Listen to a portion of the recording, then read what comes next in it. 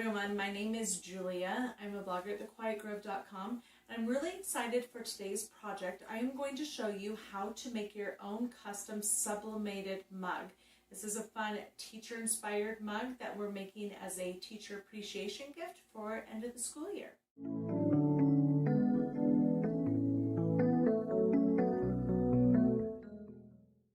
So I'm really excited about this mug. End of the school year means teacher appreciation gifts. We all love our teachers and all that they do. Technically I homeschool my kids, so I should make this mug for myself, but that's besides the point. So making these mugs are really, really easy, especially when you team it up with the Cricut mug press. You can make both mugs with infusible ink and sublimation with the mug press. I'm going to show you how today. As always, I will link all the equipment and materials that I use in the details below, including a link for the design for this mug. I have it in this color as well as a pink ombre that you can choose from, and that will be available for free on my blog. Just as a quick overview, I used the Epson EcoTank 2760 printer that I converted to being a sublimation printer using Hypo Sublimation ink. It's a really easy process. I'll link the video tutorial below. For the printing of the design, I use a sublimation paper. It's a specific paper made just for sublimation for that better quality print. I know that Hypo's coming out with their own sublimation paper. They just don't have it out yet. And so in the meantime, I definitely recommend a sub's paper. I'm using the Cricut mug press. I love their mug press. It's my favorite mug press on the market. It's not only works really well, it's incredibly easy to use. So that's why I recommend using that when making the mugs. I'm using a Cricut mug blank. They have other sublimation blanks on Amazon and I've tried some of them. They've worked great. I just love Cricut. So that's what I'm using for this. Other materials that I've used are butcher paper, lint roller, heat resistant tape, and a paper cutter to cut out the design before I wrapped it around the mug. Really simple, easy project. Let's get to it. Okay, so it's printed. If you notice, the colors are very different than what we have on the computer. It's also a lot lighter and faded. It's because this is heat activated and it should bring out the colors a lot more accurately once it's heated. Although even if it was this color, I think it'd be really, really cute. You also notice that the words are in reverse. It's because I mirror imaged it so that way when it is put on the mug, it'll show the proper way. So now all I need to do is cut this out, and then we're going to put it on the mug and go from there.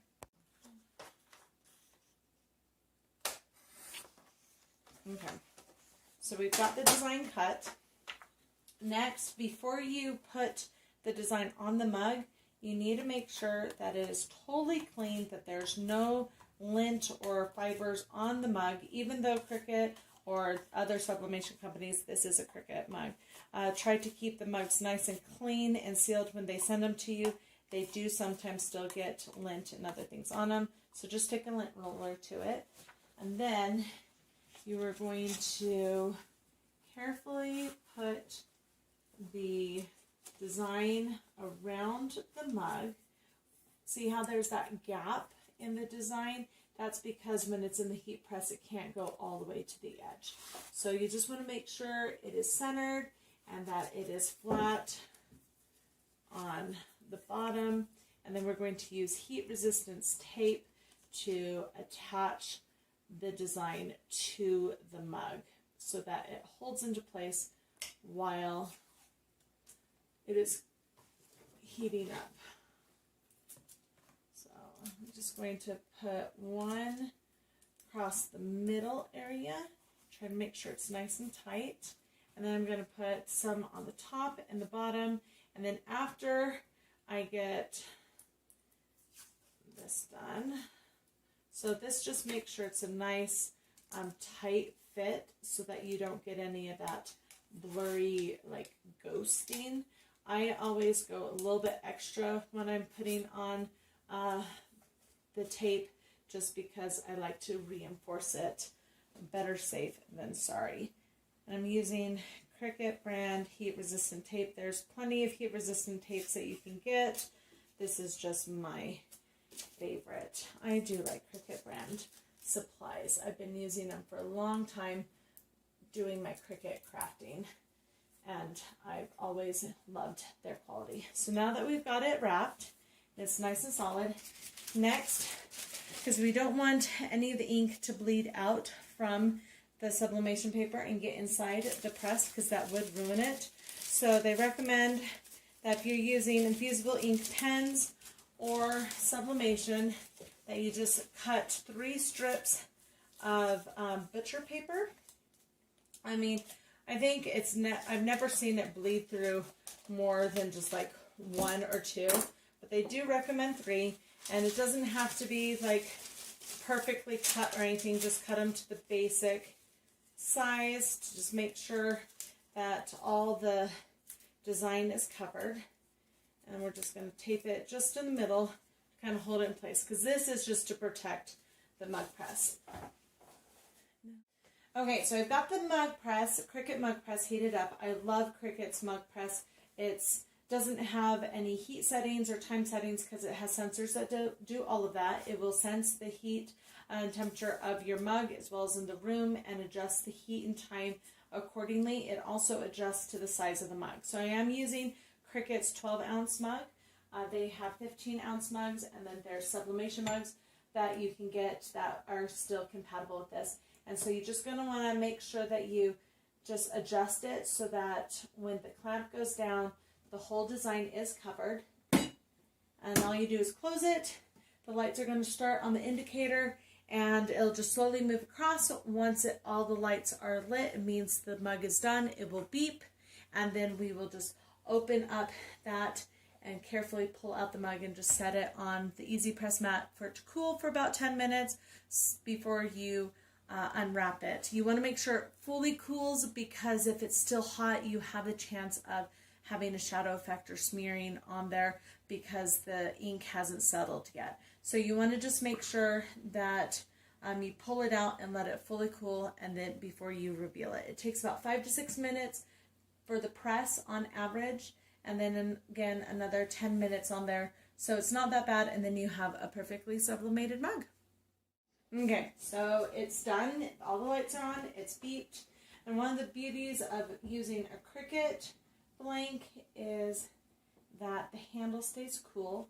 I've heard that some sublimation mugs out there, the handle does get hot. So I do like that their handle stays cool, and the outside of the Cricut mug press stays cool to the touch too, to make it safe to do this around children. So now I've just moved it here.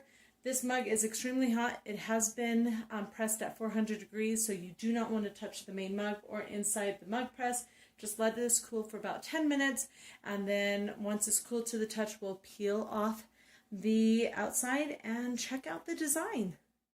Okay, so we've let it cool. It's still slightly warm, but it's not hot. So first, let's take off the butcher paper, and look at this.